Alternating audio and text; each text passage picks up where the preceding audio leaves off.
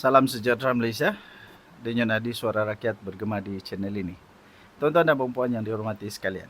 Pada satu ketika dulu, KJ adalah orang yang paling berani menyatakan untuk kebenaran. Najib Razak ini perlu untuk diadili. Ya, begitulah lebih kurangnya. Sampai dia kata, nak buat tak mengaku kalau benda tu dah ada. Begitulah. Tapi kali ini adakah Khairy Jamaluddin pula akan menjadi orang yang akan disiasat oleh polis?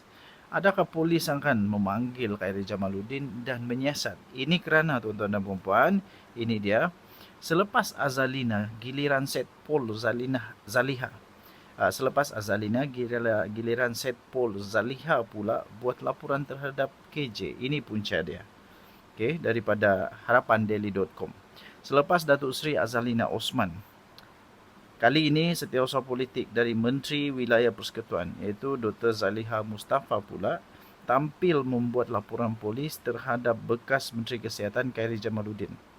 Ia berhubung dengan satu kenyataan, satu ucapan Khairy Jamaluddin tentang titah adendum yang dikeluarkan oleh Yang di-Pertuan Agong ke-16 yang lalu.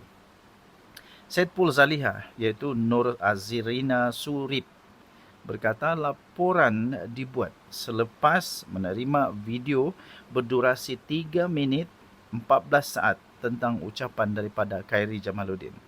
Bekas ahli Parlimen Rembau itu mendakwa Zaliha sewajarnya tahu mengenai titah adendum walaupun ia tidak dibincangkan dalam lembaga pengampunan. Nur Azrina mendakwa kenyataan yang dikeluarkan oleh Khairy Jamaluddin itu adalah tidak benar dan bertujuan untuk memburukkan imej menteri itu. Beliau berkata perkara ini juga mengelirukan rakyat dan menimbulkan perasaan tidak senang serta suasana panik dalam kalangan rakyat sehingga berkemungkinan boleh menggugat keamanan negara, katanya dalam satu kenyataan pada hari ini.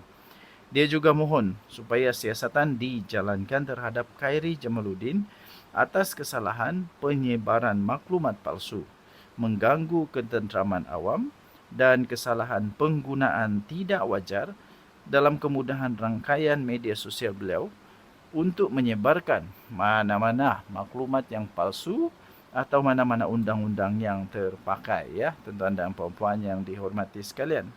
Semalam dilaporkan setiausaha politik untuk Menteri di Jabatan Perdana Menteri, Undang-Undang dan Reformasi Institusi, iaitu Azalina Osman, iaitu Suraya Yaakob telah membuat laporan susulan Khairy mengaitkan Azalina berkomplot menyembunyikan titah itu. Zaliha merupakan menteri yang dipertanggungjawabkan dalam Lembaga Pengampunan Wilayah Persekutuan. Kedua-dua mereka memohon supaya siasatan dijalankan secara menyeluruh terhadap Khairy Jamaluddin kerana berniat jahat memfitnah, menghina nama baik dan reputasi menteri serta menyebarkan maklumat palsu. Bahagian hal ehwal undang-undang dalam kenyataan semalam juga mengesahkan bahawa tiada sebarang dokumen tambahan atau adendum dalam fail atau rekod rasminya. Tuan-tuan dan puan yang dihormati sekalian, anda boleh membaca berita lengkap ini di harapandaily.com 11 Januari tahun 2025. Tajuk dia, selepas Azalina, giliran Setpol Zaliha pula buat laporan terhadap KJ. Ini puncanya. Kita jumpa lagi. Malaysia kita punya, cintai Malaysia aku, kita jaga kita. Bye-bye. Salam sejahtera Malaysia, denyut nadi suara rakyat bergema di channel ini. Berita pagi-pagi, ya, berita pagi-pagi. UMNO akhirnya muncul dengan suara daripada siapa lagi kalau bukan orang yang paling terkenal di dalam UMNO sekarang ini, Datuk Dr. Ashraf Wajdi Dusuki. Siapa lagi? Beliau akhirnya muncul dan berkata UMNO akan terus mohon ihsan agung beri pengampunan penuh kepada Najib Razak.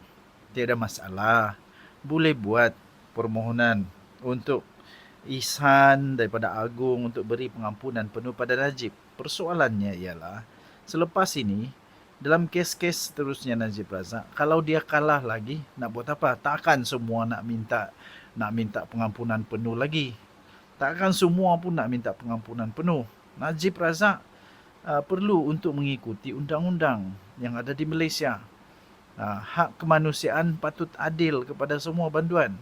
Takkan Najib Razak saja boleh buat macam begitu. Yang kita risau ni last-last ini jadi ikutan.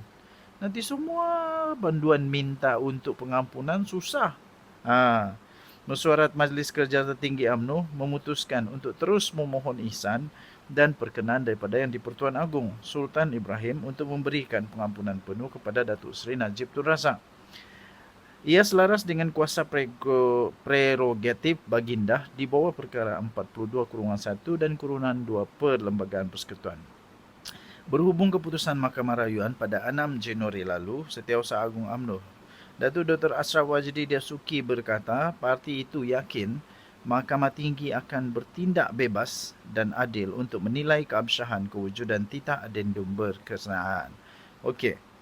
Dia berkata UMNO merakamkan rasa syukur dan menghormati keputusan Mahkamah Rayuan yang membenarkan permohonan Najib untuk memulakan prosiding semakan kehakiman bagi mengesahkan kewujudan titah adendum.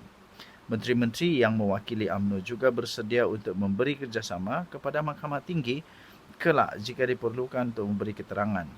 Tanya lagi, UMNO akan terus memohon ihsan dan perkenan ke Bawah Duli Yang Maha Mulia Seri Paduka Baginda Yang di-Pertuan Agong untuk memberikan pengampunan penuh kepada Najib, katanya dalam satu kenyataan lewat malam tadi. Terdahulu Najib berjaya mengenepikan keputusan Mahkamah Tinggi selepas Mahkamah Rayuan membenarkan permohonannya untuk memulakan prosiding kehakiman mengenai kewujudan titah adendum yang dikatakan diperkenankan oleh Yang di-Pertuan Agong ke-16.